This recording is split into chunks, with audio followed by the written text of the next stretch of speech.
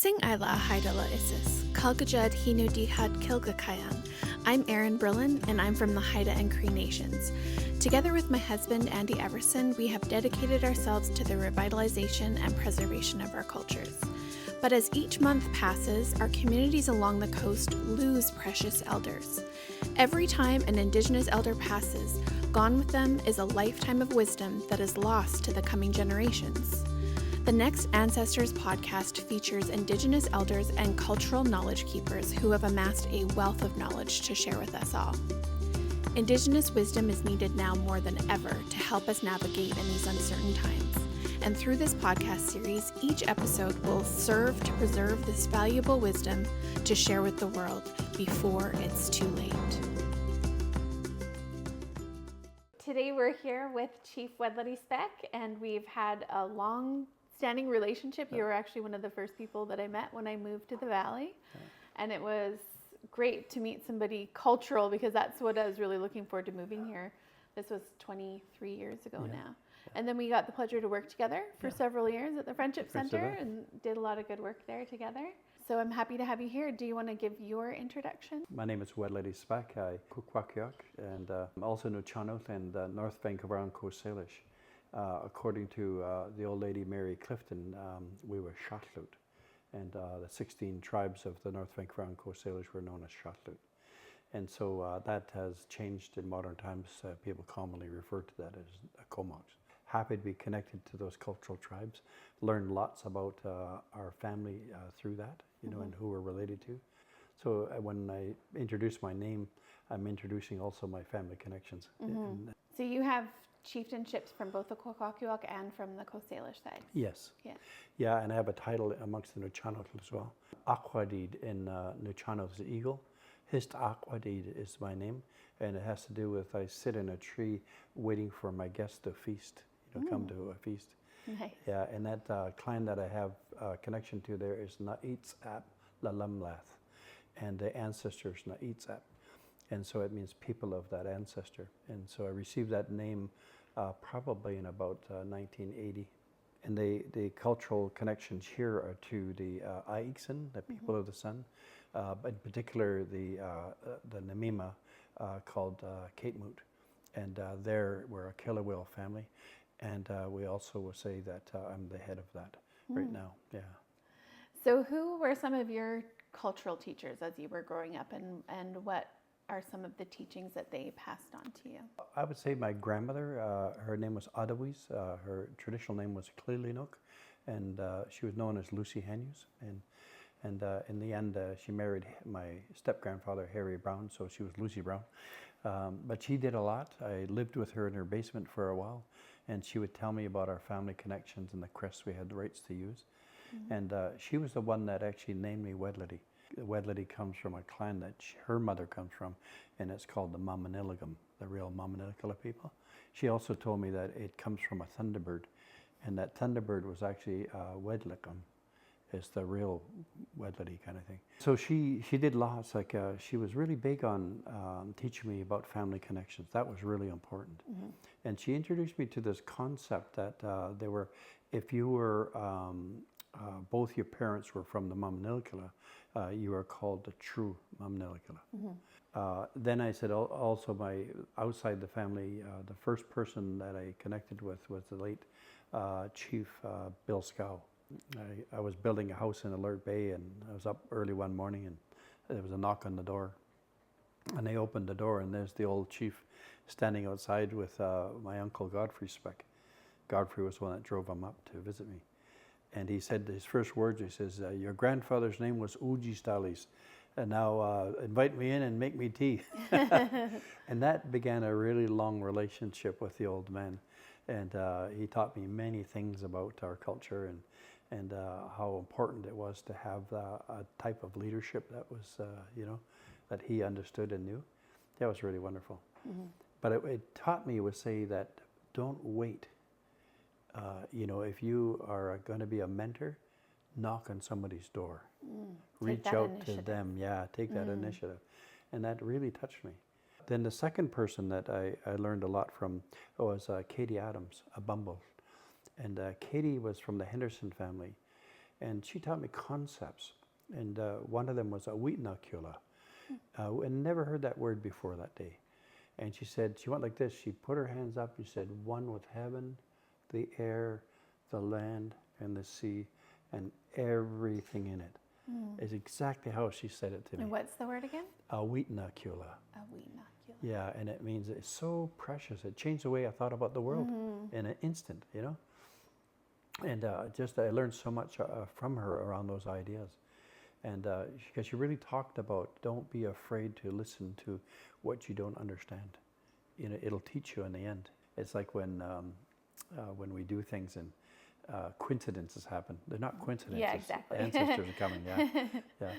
And then I learned a lot, say, from Jimmy Seaweed, the late Chief Seaweed.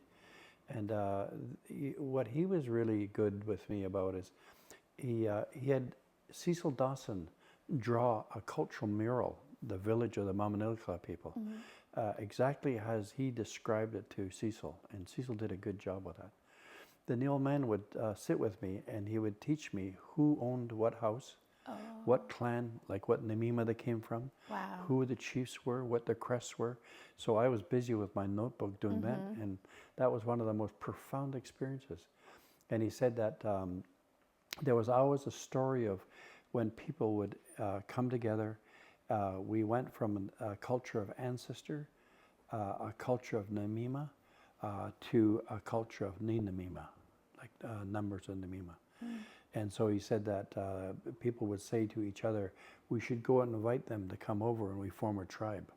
And Jimmy would tell me that every tribe has an origin story. But they were the ones that really influenced me and taught me a lot. And so I really valued, would say, the things that Jimmy had taught me. One day I asked him about property right. And I said, you know, I just want to learn about that because I want to understand how we look at property and how important that is to us. And he said, everybody owned property, but everybody shared. And he said, there's a real fine line. And he said, every spring when people go up to get their hooligans, he said that they have a feast. And they're asserting in that feast their title to that territory. And what they're doing is that they're also telling the story of their relationship with that fish, that hooligan. And so they tell you in that story how to harvest and how you should conduct yourself. And then it opens up and people can do it. And he said that's how they do property right. You know, and he said the same thing. He said when you talks about the ownership of berry places, he said it's owned by that Namima, but they always invite others to come get some. They share, and that's what brings people together. They feel like they're a one people then. Yeah. Did you always know that you would have a chief's position in your clan, or how did that come about? You know, I didn't think about that for the longest time, and it came up with my dad. And my dad said one day after he had a potlatch, and he said, you know, someday, son, you're going to be a chief. And he said that I want you to start learning now. And he said, you know, the first lesson of a chief. And I looked at him really closely, and I was just like, oh God, what do I have to do? He gives me a broom. He said, sweep this floor.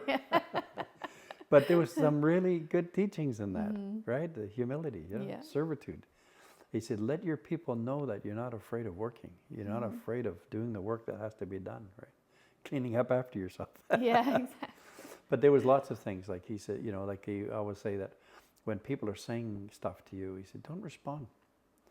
You know, just think about it, you know, think over and, you know. I remember his first time we came and had a potlatch here. We were in the big house, and there was some people not happy with us. And they were talking about, oh, we should break a copper. And, you know, I shared that with Gwentila, Mrs. Cramner. And she said the same thing my dad did. He said, go like this, as if you're closing your ears. Don't listen to them, because they haven't been trained and they don't know what they're talking about. You know, and he said, this is a place of happiness.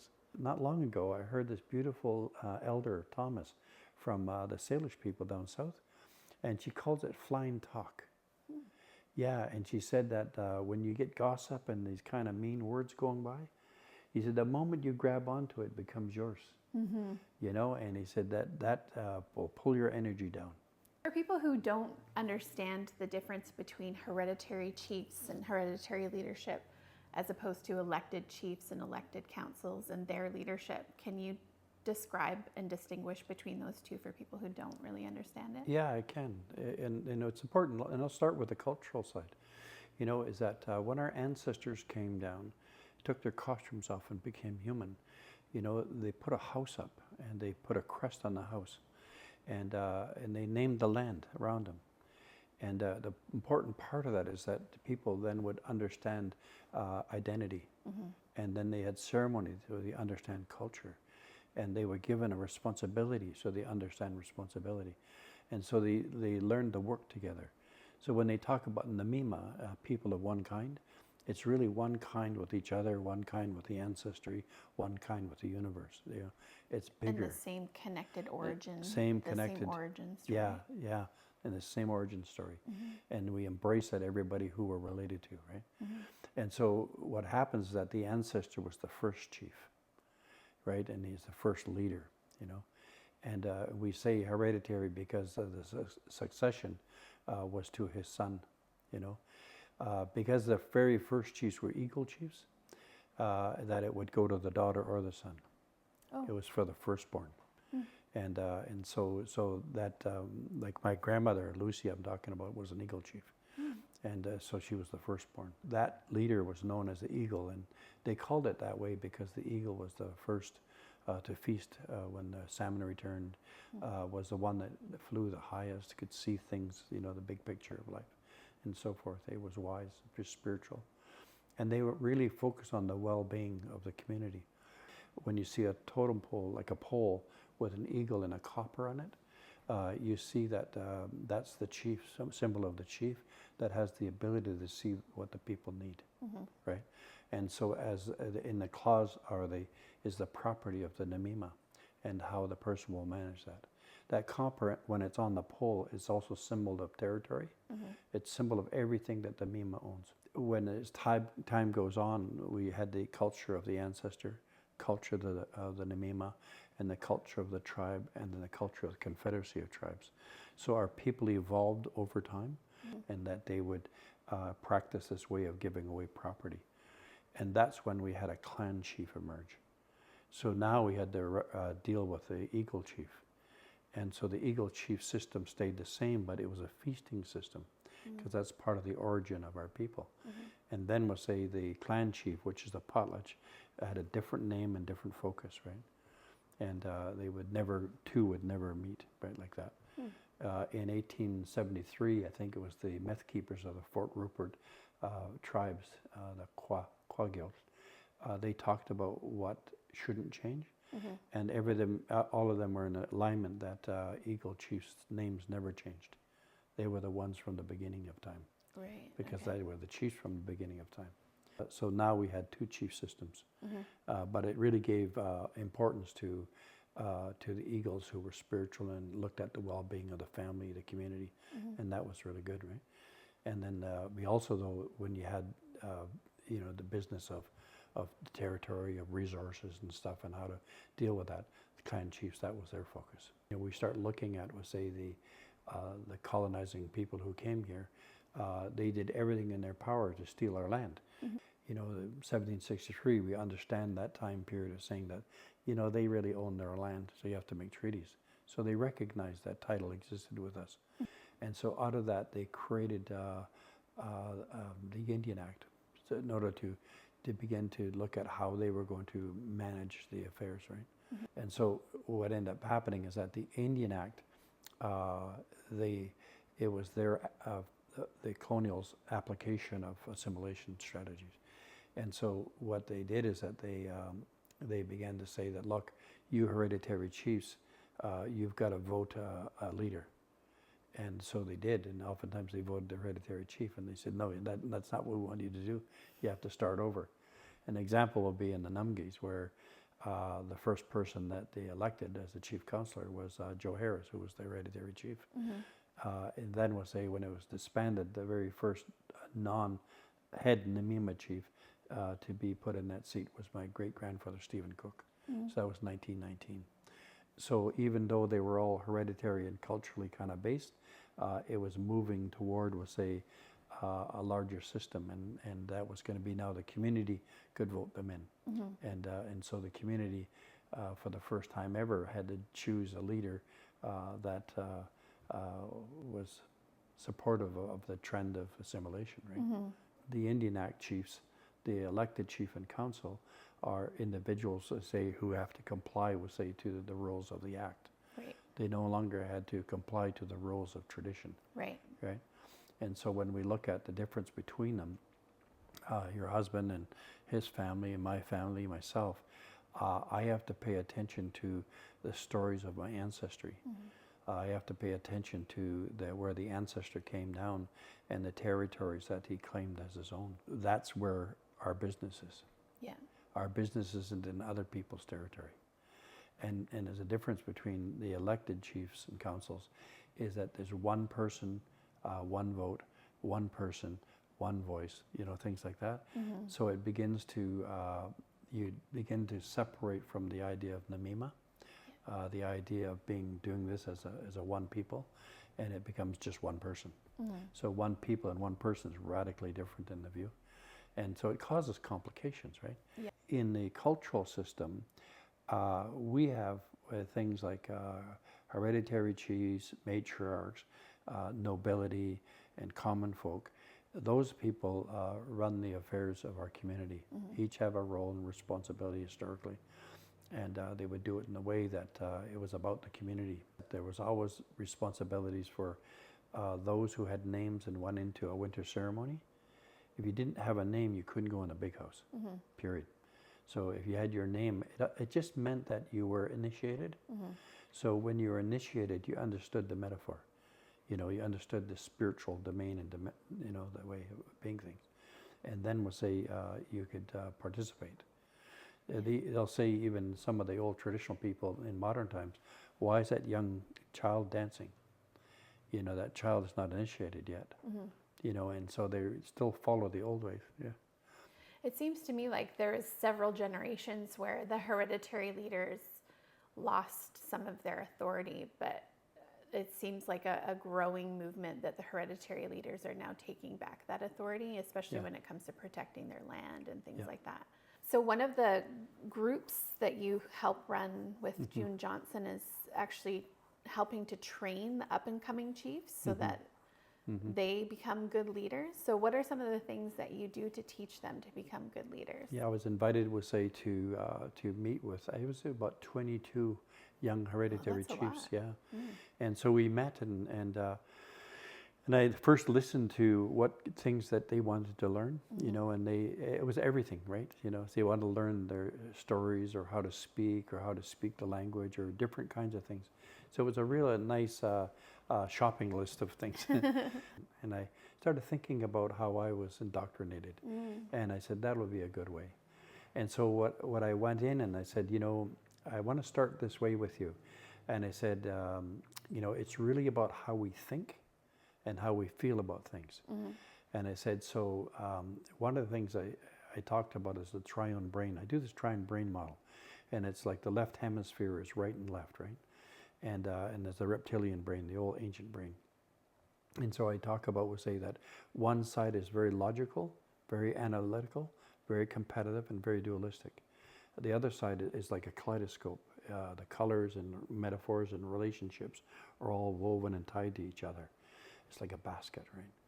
And I said the reptilian brain is that part where in our ancestry, before we had developed the new cortex, I said we had sensing, we had intuition, we had telepathy, these old ways of being in the world.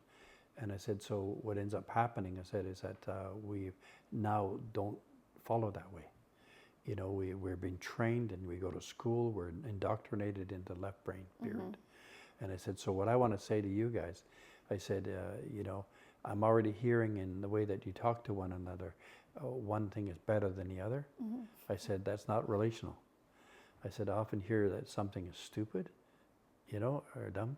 I said, that's not relational. And I said, so I went through the whole aspect of thinking styles. And with that, I said, what I'd like to do is saying that I'm not criticizing it. I says, but to understand our culture, you have to step into metaphor. And so I'm going to do a lot of stories with you. And I said, then we'll talk about them. What happens with our reptilian brain is that there's also fight, flight, freeze. And I said, so what ends up happening is that all of us have experienced colonization. We've all been traumatized.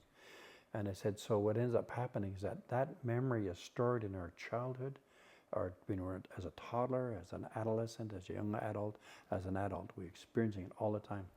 So I said, we carry stuff that we're not aware to, we're blind to it. Yeah. And I said, the moment somebody says something with a certain tone or a certain look or a certain way, being left out, whatever it might be, we're triggered by it. And so what happens, I said, is that it's an invitation to heal that. So we're going to spend time with that so that you don't be reactive. God, within a few moments, they were all reacting. But I said, I paused it and I said exactly this illustrates exactly what I'm talking about. Yeah, good example. So it was about trying to be really mindful to that. And I said, so thinking, how we think is really going to be important. I said, the other part of it though, is that the values are important to me. I said, like kindness, generosity, being supportive to one another. I said, we need to do that, right? If we can't do that, we're never going to be successful, and I really appreciate, Joan Johnson, for having the vision to help her people, right? It's very courageous on her part. And, and it's courageous on the part of everybody who shows up. Yeah. And speaking of courage, when I'm thinking about, sometimes in our culture, we find that people kind of do things that are not culturally appropriate. And there was, at a time, a generation where there was people who had a sort of authority that could really set people straight when things were kind of going off the rails. But we seem to have lost a lot of those leaders in our communities. So I know that you have managed to find a way to communicate with people in a healthy way. Like, what are some of the ways that we can sort of help that in a healthy way? Yeah, I think a really important is to have conversations and where to have the conversations. Like if there's a family potluck or a feast happening, I'll oftentimes go to Alert Bay 4 days before, hearing like the pulse of the community and pulse of the family. And I'll go and sit down with the families to say, and it's really about asking them what they need. Where are they and what do they need, right?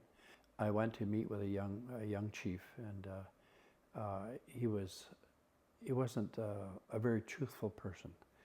And so I just said, look, you need to pause and hold on, because we've got to do some work around this. You're going to cause a lot of trouble. So I came back to the valley here, and within a couple of days I get a call from this fella, and he said, we need you up here. And he said, oh, shit has hit the fan, and you're our family historian, and we need you to come and tell the story, right? All the heads of that family were there, and the young fellow who was manipulating things, telling lies, basically. And so what I did is that I said, all I'm going to do is tell you the stories of who owns what house in the Numgis. And I said, and who was living with who, and what house went to different people. And I said, this is what was told to me from Sam Scow and Bill Scow.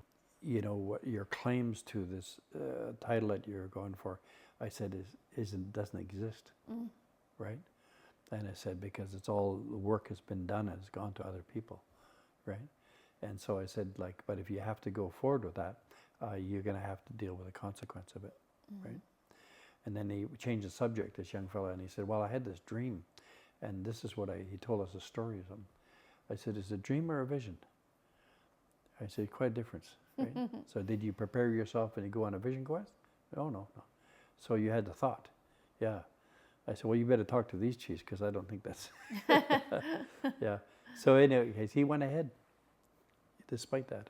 And so, no matter how much we try sometimes, people have to go through what they go through. Yeah. And so he's now starting to reach out to try to find a way to fix that. And we have to leave room for that. We have to leave room to say that, look, okay, people learn. You have to take a difficult road to learn things they need to learn. I think there's potential for some change, right? Yeah. So let's keep our hearts open and our minds open for that solution. People will come in and they become experts in the culture, and they start telling your family what they're allowed to do and not allowed to do. And what I usually say to them, I said, have your chief come. Like this is a matter of chief to chief. Right. And I said, so, and you know, and you need to talk to your father or your uncle, and you'll notice or say that that he's not speaking, and you better ask him why he's not speaking. And you'll probably learn will say that he's not speaking because he has no business, he has no voice in the affairs of this family, right? So you're being influenced by a certain way of thinking where you think you actually have. Yeah, it seems like that happens a lot where people don't really know their place in that sense, right? Well, it comes from the influence of the Indian Act way, right? The colonizer way.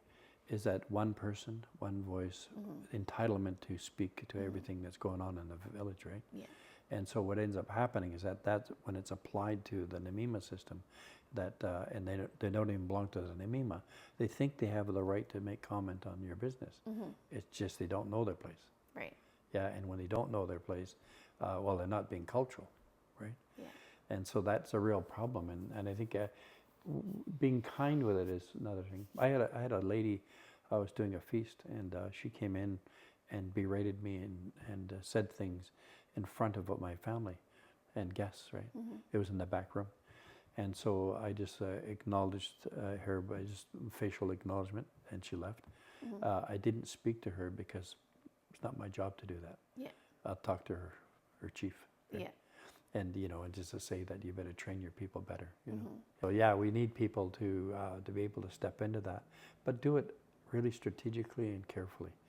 You know, and you know, and part of it is that how we can best help one another is be able to let the leaders of a particular Namima know that this is what's going on. Right.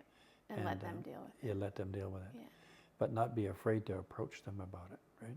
Yeah, I feel like a lot of our people, they're so scared of conflict. Yeah. And so a lot of things let slide when they should be addressed. But it's because people don't know how to address things without either getting aggressive or and people will tend to shy away from addressing the hard issues just because it's uncomfortable and not easy to do.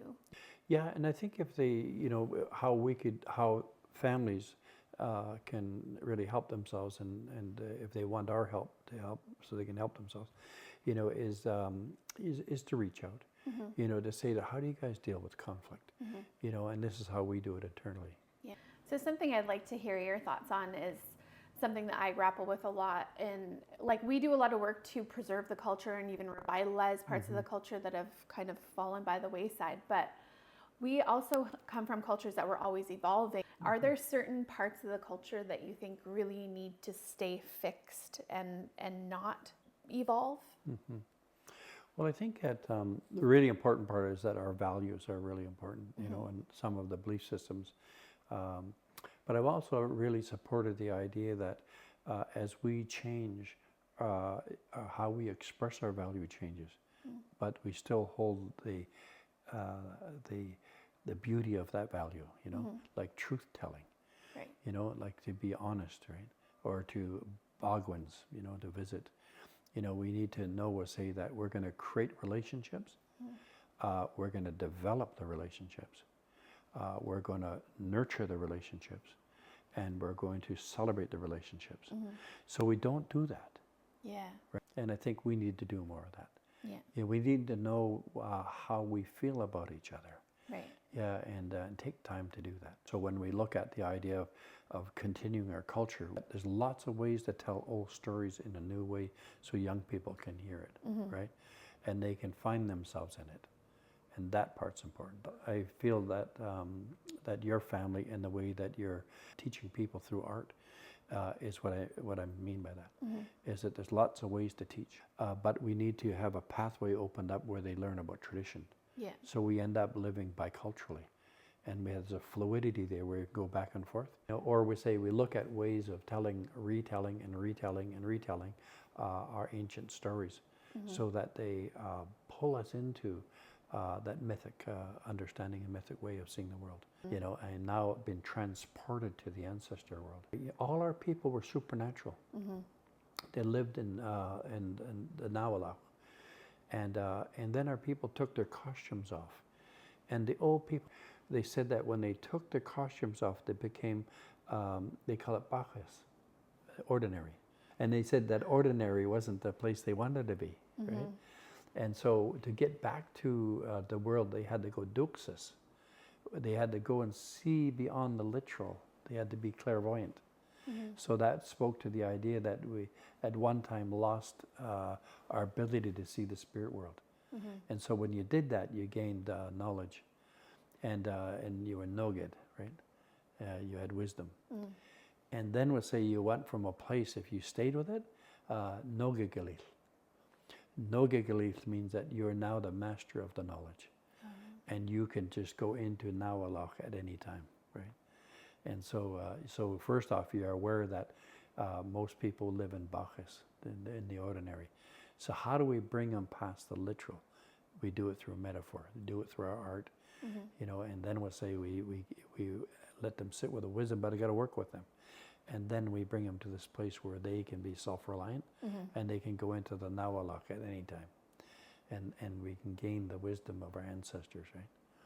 And so it speaks to the idea that there's a seen world and an unseen world. And with the right conditioning, all our people can see the unseen world again.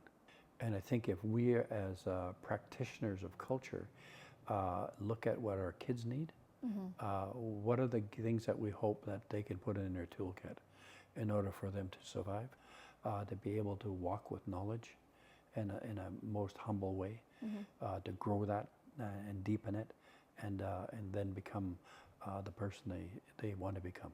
It's a matter of saying that, okay, are we doing the work that we need to do to honor our culture, right? Yeah. There was a meeting in the 50s. It was hosted by Chief James Seaweed. He had Datsa, he had all the people that were cultural people in the Northern Ireland area. And they talked about the potlatch that was going to be repealed, and what they wanted to do with it. And they sat down and he actually said what's in and what's out. The things that were out were copper breaking. That was out. So the law, according to them at this point, is no copper breaking, right? The Kajikla was in, right? And Kimya was in, but it took a while to catch on. What's Kimya? And Kimya is when you go last soup, the dancers in. Yeah, and so we are doing it, but we're not doing the actual last soup. But you know, they had very elaborate ways to draw you in. My dad said that all the dancers were in the forest, and they had to bring everyone in from the forest. Oh wow! Yeah, he said he was young. He was a huntsman, and so when he came in, he said he did the same thing. He said there's two dances to it. Yeah, but it was the two dances to everybody. That they talked about things that were going to work and not work, because they had to talk about the hamatsa and how they're going to reduce the pieces of that.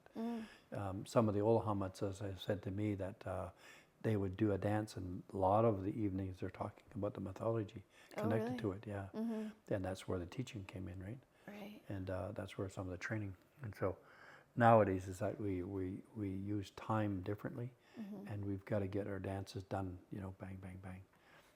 Where I think sometimes slowing it down is probably the best thing to do. Yeah. Yeah. Yeah, it'd be nice if we could take more time and not have everything be so rushed. Yeah. Well, and it months, eh? Yeah, exactly. All winter. You could dense it down to 1 or 2 days. Yeah, they talked the average was about 8 nights for the hamatsa. Wow. Yeah, that was what I heard. And it's interesting, though, because each part, you know, tells us about the human spirit, right? You know, and how we started off in a really primitive way, and how through the community and its work we evolved, and how we can tame hunger, right? You know, and that part's really important, because a person who is now free of the spirit is now the leader. Yeah, and what a great way to lead. So what do you think are some of the misconceptions that our own people have about our culture? You know, I want to be just brutally honest with that. The attachment we have to Christian ideas create a mindset or a way of thinking that is black and white, either or, and very judgmental, very critical, and very fear-based.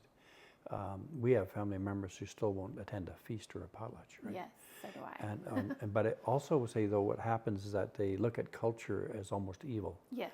You know, and what I find would say that what they're really afraid of is feeling and finding the humanness in each other. And I think, you know, so when we have that down to their children, to the grandchildren, they're that much far removed, we'll say, from being in relationship with difference, right? Yeah. With ancestry and knowing where they come from. It's almost like people are afraid to admit, we'll say, that they're Indigenous. You know? For sure, yeah. So to give full honor to hereditary chiefs, matriarchs, and cultural families, the Namima own everything that we have, right? Everything that we have. There's a treasure box.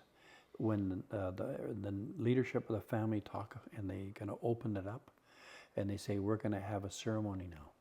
They draw on that treasure box and they show the things that they want to show. They don't show it all, but they show what they want to show. And then at the end of that, they put it back in the box and they close it. And what ends up happening is that those who've been trained to think like in the white man's way is that they're given the rights to dance something. They think they own the dance. Right. And they can go off and show it anywhere they want. And what I've been having to do lately in these years is to remind people that the family, the Namima, own that. Right. A story where a relative of mine, she wanted a meeting with my brother, who's the chief of our family. So we went down, we met with her. She said, I want another dance. And we said, oh, you want another dance? It means you want to change dances? No, I just want another dance. I said, well, it doesn't work that way, you know? I said, in fact, they said, it's your dance to do while you're in our family. I said, we can put somebody else in that at any time, right? And I've also seen where people think that if a dance is put on them, then it's up to them to pass it on to one of their children, but it's not that way at all. You can talk to the chief about that and say, can we do this, right? I really like it if you can. And diplomatically, if that's a good thing to do, the chief will do that. But if it's not a good thing, then the chief said, no, I've got other family members I have to consider now, right? Especially names. Like there's, historically, there were summer names and winter names. And the winter names put our mindset into the fact that this is about the time of distributing wealth and doing that. And so we do that, and then we put those names away, and we go back to summer names. And, you know, and people think that if you name them, you actually, if you don't articulate it, that why the name you're giving to that person, they think that they're going to be a chief of the family, or they're going to think they're going to be the matriarch of the family. When all you're doing is saying, I'm going to name you after that person. But if we don't articulate that, then that's a problem. And it's saying that, like, this is not a seat name. You're just to be named after. You have to be very clear. And so we're coming into a lot of problems with that now. And we've even have people saying that, well, I got this name, so therefore our clan owns it now. You know, I say, no. If we follow tradition, we would have given the name, and this person comes over here and has that name in our family. You know, that's what we do, right? So they're very far removed from the traditional understanding of property and property right? Yeah. So what is some Indigenous ways of being or Indigenous knowledge or wisdom that you think that non-Indigenous people can learn from? Shane Point, he's an elder from Musqueam. Solkson, his name is. And what he did is that he took 6 sacred teachings from the Halkominum culture, and he brought them to the Provincial Health Service Authority. And he said that I want to gift these to you, because if you follow these 6 teachings, you will bring a level of humanness to the work and how you provide service, right? Awesome. And so the first thing that the organization did is saying that we accept your gift. And they called together, I think it was 300 directors, like people who drive that organization. And he said, here are the teachings. We're going to teach you what they mean and things. And we want you to land them with all your staff. And we want you to be able to monitor how they're providing service differently and so forth. Yeah, and this, I've been involved in that. And it's remarkable. That's awesome. And so one of the things that is truth-telling. show up with a strong heart, do your best, things like this, but they translate them. Yeah. And so what I hear you saying is that those and our grandparents that knew that. So what they did is that their translation of those values were in the practice of being kind, generous, and loving to other people. Yeah. And that's what we need to do. And so when we do that, I was saying that, okay, what are those teachings that we can do, like the 6 teachings or whatever, the 7 teachings? And we say that, okay, we want to gift it to you, non-native people, and we want you to translate that so that your people are better. We do this with territorial acknowledgements. We say that anybody can acknowledge the territory, but only the noble families who own the territory can welcome people, right? Yeah. And and if I had to say a subordinate, someone that's noble, but I need them to say that, look, on behalf of the Cape Moot, and our chief, he's given me permission to welcome you. You have to say it like that, Right. right? But I don't want a non-native person doing that. They have no business welcome us to the territory. Yeah. We think about how small our populations are in terms of each tribe being only, several thousand people, and this population of 8 million people on the planet. And our people are, intermixing with other cultures and other races. And I always wonder how our culture is going to look in like 100 years from now. Do you have thoughts on how our culture will progress into the future when there is like such a small, we're just such a tiny fragment of the global population. And I get worried about how hard it will be to remain culturally active well into the future. Yeah, I think they're really good concerns, and I think it's those concerns that will invite us, we'll say, to look at how we problem solve that. And it needs to be at the center of our conversation. Cultural continuity has always been important to us, and it's interesting. We've always had cultural resistance as well. Yeah. And notice I went like that. See? Yeah. Because when I took the name Wedlidi and it replaced Alfred James. Right. It was my Muhammad Ali moment. Yeah. And I credit Muhammad Ali because he was at a time, we'll say, at the biggest racism. Yeah. He said, "This is who I am, and this is what I value," and I did the same thing, right? And I just legally changed my name to my Haida name, Good. so it'll be Erin Brillon. Yeah, exactly.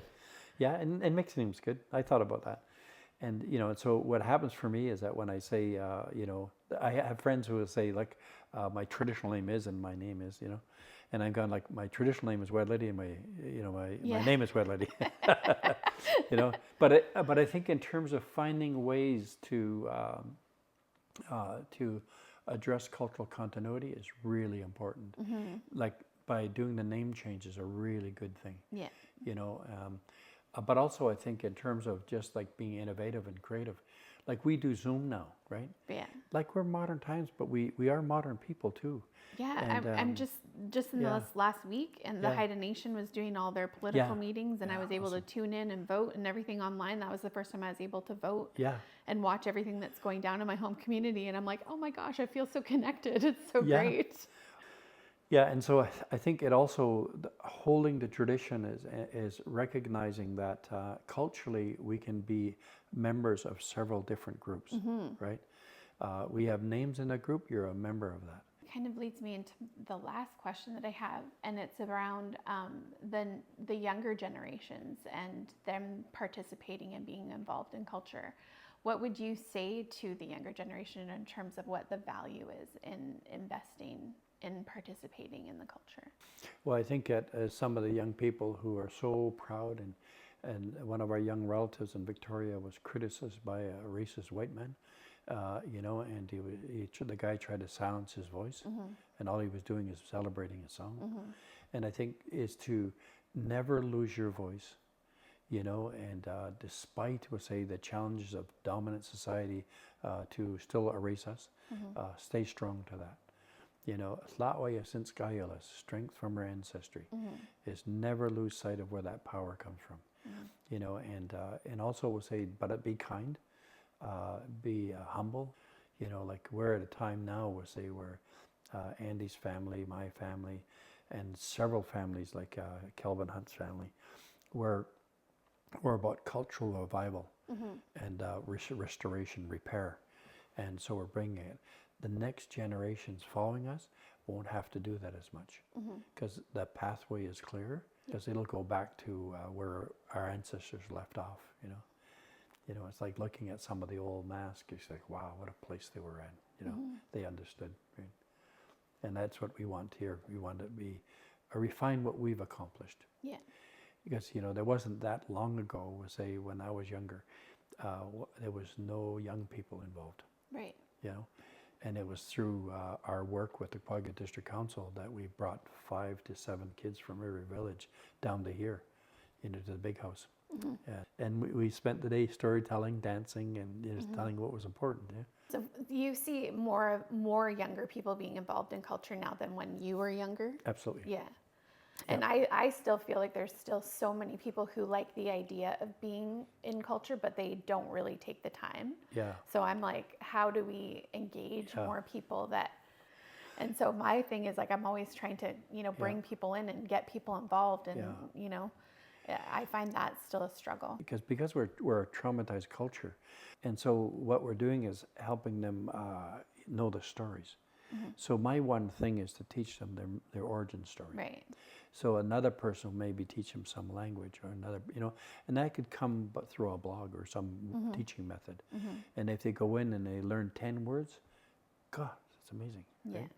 And if it was the 10 words, I'd like it to be Witnakila, Namatla, you know, Tlaoisinskailas, you know, all these words that talk about coming together and being kind and being open with yourself, right? Yeah. You know, things like that.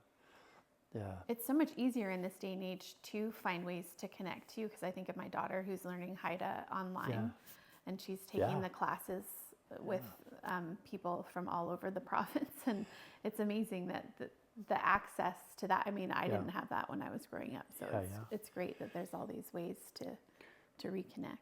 Yeah, no, I have hope. I have a lot of hope that we're going to continue surviving. We've got a few more fights yet. Yeah. Well, thank you so much for spending the afternoon with us and sharing your wisdom. I think it's really valuable to be able to communicate at least a portion of what you know with the rest of the audience. Yeah. So thank you so much for being here. Well, thank you for the invitation. Enjoyed this morning and gets the old brain working. And I'm alive. And I hope the audience, you know, really uses this opportunity to reflect on the ideas that we've shared and the concerns that have been shared, and you know, and the passions and dreams. And if you want to be an ally, step in, man. You know, and acknowledge, we'll say that that we're still here, that we adore our culture, and you know, and all we want to do is to be in harmony with it. Gila Kesla. Thanks. Yes.